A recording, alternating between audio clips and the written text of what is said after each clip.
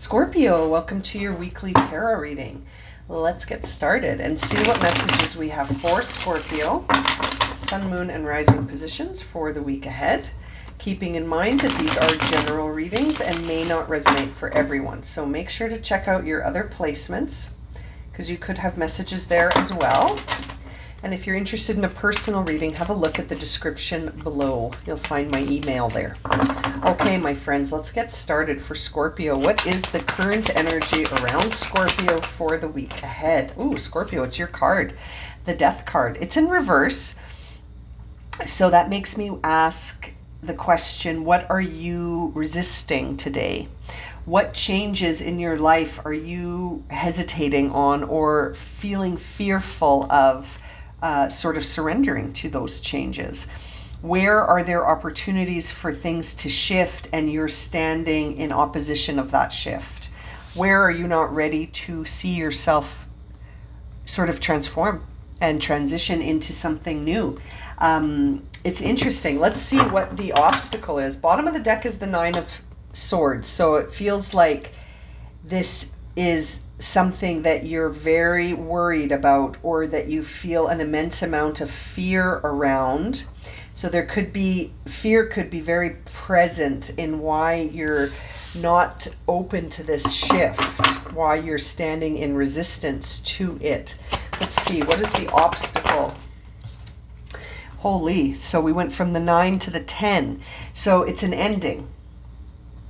There's the transition is an ending, and the ending to you could be described as the worst case scenario. There's that 9 that we saw earlier on the bottom of the deck. And so seeing this combination of cards tells me that there is an ending. That 10 of Swords is leaving the Judgment card on the bottom now. So interesting. There is this big truth that has been revealed. There's a realization. There is this knowing. Okay, excuse me, it's a knowing. You know now, and you're not okay with it. Yeah, it's like you know the truth, you know it has to shift, but the obstacle for you is that it's going to lead to an ending. And so I feel like because it's going to lead to an ending, you're in resistance. You don't want this ending. And seeing that 9 of Swords earlier makes me feel like that ending, at one point you would have described that ending as being a nightmare. Like that is the ultimate thing you don't want to see happen, and here it is. All I can say is that in situations like this, it could be very necessary, especially when we see Judgment. This is a realization that is going to lead you to a new beginning. And it's a beginning that it's time now. It's time. You've received the final judgment on the situation, and if the relationship or the ending of some other experience, I don't know why I said relationship. For someone, it's a relationship. For others of you, it could just be it's time for something to come to an end, and let it come to an end before it happens in a way that ends up feeling like a betrayal, or that it comes at you suddenly without you being aware. I feel like you are aware, and it's that you're not wanting this ending. So you're like, I'm going to stand in resistance to this transformation because I can't possibly let this happen. But it feels like the wheels are in motion. It feels like it's necessary. Let's see what's on the surface here. The Chariot. Yeah, you're moving on. You're moving on. Your energy is like, let's go. Right? Yeah. You don't want to go. I feel like you don't want this to end, but you know what? It's time. It's time for something new. It's time for you to leave the city and head somewhere else, right? Like there may actually be movement here. You might actually need to physically move away from something, or you just might need to move away from it energetically speaking, to put it in the past here, accepting an ending that leads to a new change that puts you moving away. You're moving forward and you're moving on. And the bottom of the deck is still the Judgment card, my friends. So this is that aha realization about yourself. This is a rebirth. This is an awakening. This is that realization that triggers that awakening. Excuse me. And so it feels necessary bottom of the deck is the Emperor. Bottom of the deck, sorry, in the bottom of the reading. So what's beneath the surface is the Emperor. So, you know, seeing the Emperor, the Death card, and the Chariot, you got three major arcanas. You're moving through a life experience right now, and it starts because of you. You initiated this maybe without realizing it. You're standing in your power with the Emperor, and there's the Page of Pentacles on the bottom of the deck. So it's like at some point you may have started this process, or maybe, you know, the process was already started and you're the one who's got to take the lead here. You've got to take the lead here, and maybe it's you that has to bring an end to something, and that, you know, you planted this seed in the past, and now it's time to actually continue, right? Like, it's very interesting seeing the Emperor there, because that makes me feel a few things. The first thing is that this is something that you're going to have to take the lead on, right? And that is echoed with the Chariot, because you're the chariot driver, right? So you're choosing to leave the city because it no longer serves you to stay there. And, you know, there's that message, but then there's also this other message that there could be someone who plays the role of a very sort of divine masculine in your life, and that's what's driving this reading, that this individual's presence in your life, sort of that experience is coming to an end and it's time for you to move on from it. That's another message coming through. For some of you, it could involve like a fatherly energy, someone who feels like an authority, someone who feels like they're a leader, or a sort of this authority, divine masculine, someone who's very decisive in making choices, and it could be you, or it could be someone in your life. Because this is a general reading, you'll have to see how that fits for you. Don't force it, but you know, it's interesting. It feels like there was an opportunity that was just a seed at one time, and now it's bloomed into something that's actually moving you beyond this experience. You're being taken in a new direction. What is the guidance here for Scorpio? Interesting. Seven of Swords in reverse, which is a time of the guidance being don't deceive yourself into thinking that something is sustainable when it's not. Don't deceive yourself in sort of being resistant to an ending that leads to a new beginning. Be honest with yourself. Don't be so overly strategic that you end up sort of deceiving yourself or trusting a limited perception about something. It's interesting. The bottom of the deck is the Empress. See, we've got the Emperor and the Empress. So seeing the divine feminine is in reverse, which makes me feel like trust yourself. Don't dismiss body, mind, and soul and opt for sort of this illusion that you might be creating in your mind. You might be sort of feeling like you have to be overly strategic and maybe do something a little bit sneaky here. But the guidance is to not entertain such things and to really move forward with a lot of integrity on this situation. Otherwise, it feels like you'll misrepresent your intentions and that you won't move forward like you're supposed to on this path. This feels very guided, but it feels like it has to be done with integrity for yourself. Don't dismiss yourself in this part, Scorpio, you know? Let's see what the potential outcome is here. The Seven of Wands is the potential outcome. Very interesting outcome card with 3 of Wands on the bottom of the deck. So what that tells me for you, Scorpio, is that this situation, you're going to have to really stand up for yourself, okay? You've got these 2 sevens. You can either be in denial or you can stand up for yourself. The guidance is for you to not be in denial. The outcome is that you will stand up for yourself and you will move forward past something that right now you might be resisting. And you know, the Seven of Wands, can be a time where not only are we defending ourselves, but we're standing up for something that really we believe in. And I feel like The Emperor is here because you have the potential to lead a situation, right? And I feel like you're going to lead yourself right out of here. You're going to lead yourself right out of here. The only thing blocking you is this ending that I think you're trying to avoid. But it feels like you're going to realize that there is no avoiding this ending, that you must stand up for yourself.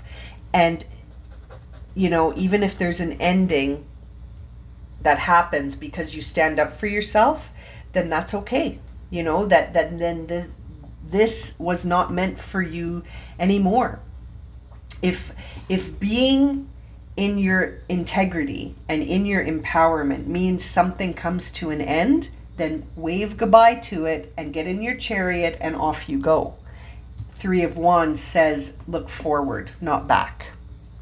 Look forward, not back. Justice sitting there as well, saying this could be bringing everything into balance. And yes, does it bring in an ending that you were sort of hoping would not happen? Maybe. Yeah, maybe, because we saw that 9 of Swords as well. But ultimately, if it needs to end for you to move forward, just wave bye-bye, bye, and off you go. You got to stand up for you. You got to. I'm so bossy. I'm sorry. Okay, now look at this. As I cut the deck, we see to be fair and breathe. We saw that Justice card. So I feel like you have to be fair. You have to stand up for yourself. You can't sort of sit in a place that feels unbalanced. It's not sustainable as far as we can see here. What is the overall energy here for Scorpio? I was going to say Libra. I wonder if you're dealing with a Libra. For Scorpio, we got 1 card flipped over. I'm just curious to go through the whole deck. Okay, so we've got the card that flipped over is to the sea, and the card that came out is go the distance. Both of them are directing movement. One is saying to the sea, and the other is saying go the distance. I can't help but feel this Chariot energy in both cards, guiding you away from something towards something else. When to the sea shows up in reverse, this is card 7, and this is card 47. So it's like there's this exponential growth here. But when we see to the sea in reverse, that can often be an indication that we're not going with the flow, that we need to, but we're not. You know what I mean? That we're not recognizing how things are fitting together here to form a new path. There's an ending here, but it might be necessary to move you forward. It might no longer serve you. You know what I mean? And I feel like that's what the reading is suggesting, is that it just doesn't serve you anymore. And so this card, when it's in reverse, it does really guide us to stop resisting things and to like the ocean, because it does say to the sea, like the ocean, the tides of experience ebb and flow. And there are natural cycles to things here. So there's no cause for alarm. Just stop resisting and fighting against a situation here so that you can get in flow, even when the tide goes out. Relax and trust that it'll be back again. Do you know what I mean? There's a neat message that comes with this card when it's in reverse. And it sort of says, how does it go? When fishermen are unable to go to sea, they repair their nets and stay home instead. Something like that. So this idea that if the flow of the situation is saying we need to move in a different direction, trust it. Don't fight it. Don't resist it. Go the distance in the direction that is the one that's moving. Don't fight and try to go against the flow. Go with the flow and go the distance with the flow. I can't help but look at the Chariot card when I see that go the distance card, because it really feels like this card is trying to guide you towards endurance and strength. And that this is sort of a reminder that you have the fortitude to keep going towards your true self, and that your authenticity is what matters here. Really standing up for yourself, like that 7 of Wands, so that you stay in alignment, and that Everything that's yours will never be withheld from you. So just keep going. Don't feel like you have to hang on to something that is coming to an end because you're afraid nothing will come in its place. You know what I mean? There are ups and downs in this reading. There are ups and downs to your journey right now. Trust them. You know, take the flow and follow it. Listen to your heart. You know, trust yourself. Don't feel like you can't stand up for yourself and dream forward instead of looking back. Wave goodbye and move forward, my friends. What's on the bottom of the deck? The Y card. You could be stuck here, wondering, why did this have to come to an end? You might be stuck wondering why. And I get it. I mean, it's a fair question, right? We ask ourselves why from time to time when things happen that we don't understand. But when that card shows up in the reverse, it can be that you're subconsciously denying the truth, like that Seven of Swords suggested, right? You might be secretly sort of hoping for a specific outcome and not getting that outcome. So you're like, why? You know, instead of going with the flow, you're stuck questioning why. And you could be stuck questioning why for a long time instead of just trusting it and moving forward. That question of why is this happening can sometimes keep us in a victim place too, where we're like, why is this happening to me? Instead of saying, what is this situation or experience teaching me about myself? We can sort of get stuck in, why is this happening to me? Why is this ending happening to me? Well, what is this ending teaching you about your current experience and yourself? That's a powerful question. Let's see what question you'll receive from this deck for your reflection. For your reflection, Scorpio. Let's see, what is the highest question you could ask? So funny. It's exactly the same thing. What can I learn from observation? From observing this, what can you learn? What can you notice about yourself from this situation? What can you learn from observation? Very good question. What can you learn from observation?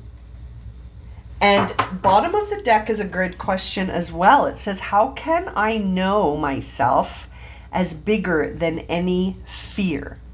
And it's a snake, which is very transformative energy, like that death card. And we see the word shed. So what do you need to shed?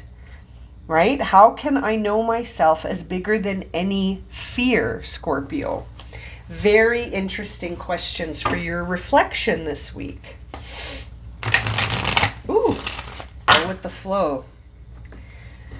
Okay, final deck. Let's see. What does Scorpio need to surrender or surrender to for their highest good in this experience? We got one card flipped over, one card flying out. Okay, the flippy card says surrender stress. Take a few deep breaths and exhale the tension you've built up in your body. Let go of stress so that you can come back to your center. Surrender frustration. I know this is not the outcome you wanted, but it's the outcome that serves you. So trust that. It says here, frustration does not open any doors. The key to resolving a dilemma or dissolve any block is to take a breath. Again, take a breath. You keep being guided to breathe here. And center yourself, regroup so that you can approach more calmly when you look at this situation, and surrender defensiveness, also flipped. I think because you are questioning why is this happening, because this wasn't the outcome you wanted. But now it's time to move forward so that you can know yourself bigger than any fear. And that way you can also notice what you're learning from this experience just by observation, instead of getting so attached that you start to get frustrated, stressed, and defensive. Wow, what a very interesting reading for you. Bottom of the deck is surrender fear, which came through this question as well.